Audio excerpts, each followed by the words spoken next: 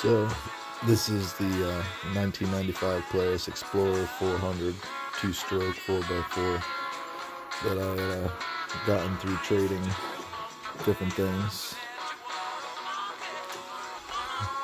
It's a pretty good shape for a 95. No cracks in any of the plastics.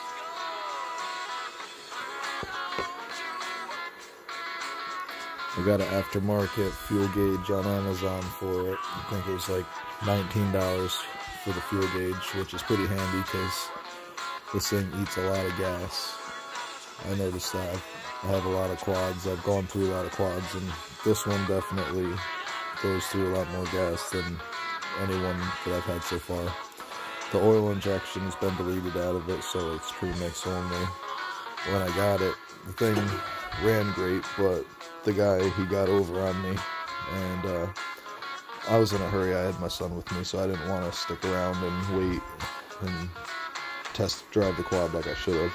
So he had drained all the coolant out of it, and I didn't realize it.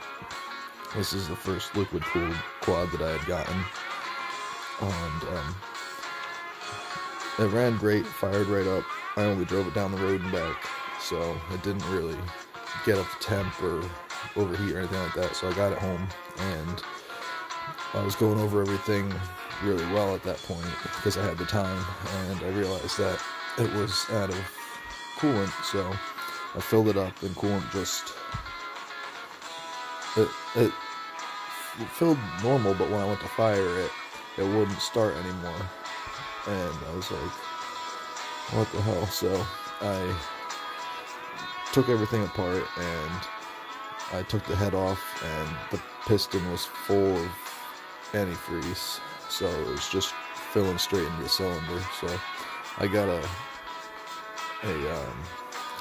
new head gasket for $18 on Amazon, and I seen the two spots where it was leaking exhaust into the coolant at one point before the gap must have gotten big enough where the coolant flowed back into the cylinder.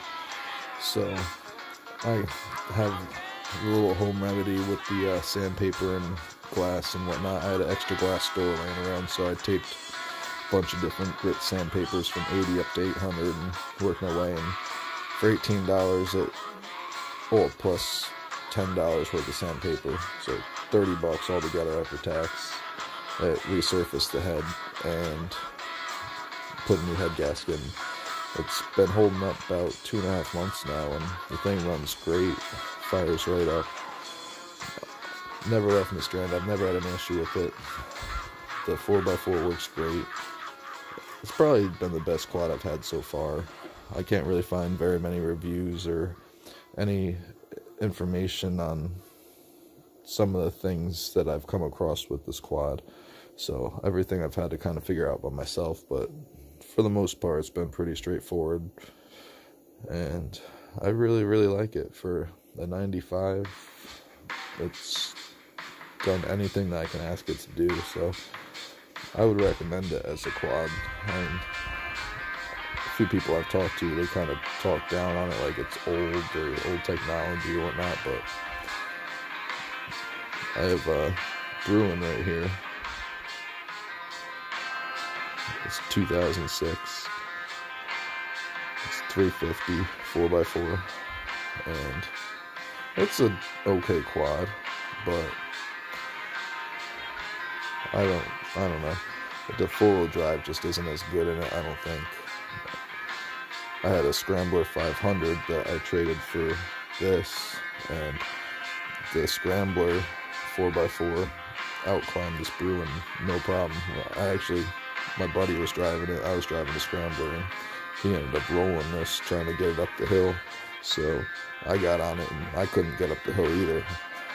It just was hopping, and I don't know, it just wasn't as good. But this thing's been a tank. This has been a great quad, so I'll post some more videos about things as I do various tasks to it. I just got done installing new heated hand grips on it. I got these on Amazon for, I think, like $18 and change. Only took a couple minutes to install it. I hooked it up so that way when the key turns on, it automatically gives me power. So only takes about 4 or 5 minutes to get up to temperature for these things. I also wired a little 6-inch LED light to it.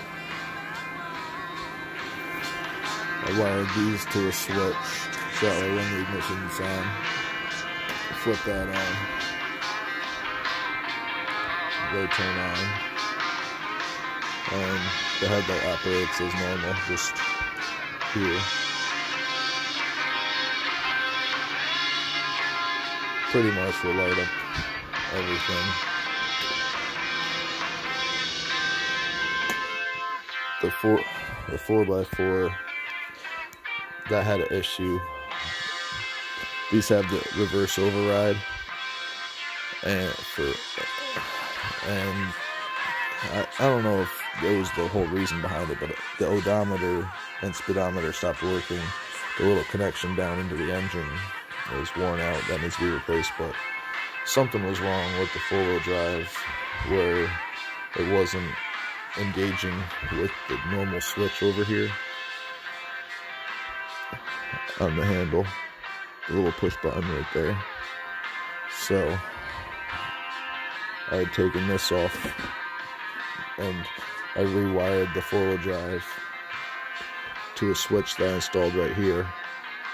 So even with the quad off right now, if I flip the switch on, it'll engage power to the hubs down there to lock it up. So if I pop it in neutral and I try to push it, it'll engage the four-wheel drive while I'm pushing it. So it eliminated me knowing that there could be any other thing wrong with the four-wheel drive, and I've never had any issues since I rewired it to that switch. I find it better, in my opinion. And got a little winch. The cable had broken, so I put a rope on there for now, but the ropes work pretty good. I tore down a metal gate. I got a nice big cable here I gotta install on it. But yeah, my review out of the Polaris xplorer, I'd probably say an 8 out of 10 or so.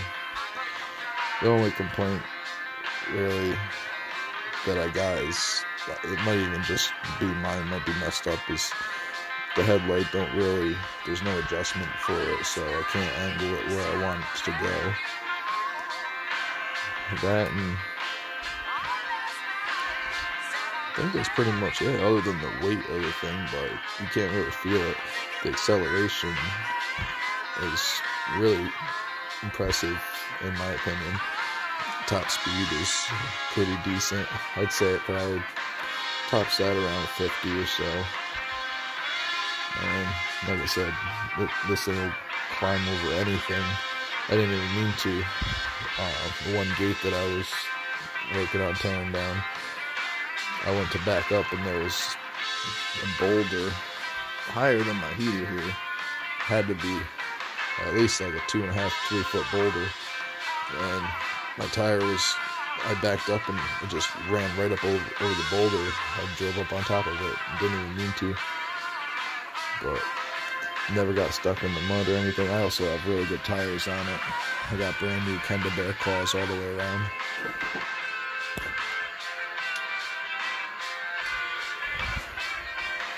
But yeah, this is my Explorer. I'll take it out during the daytime, post some more videos, and if you have any questions on anything that may have gone wrong with it, maybe I'll help you out. So just leave a comment with a question, or I'll get back to you.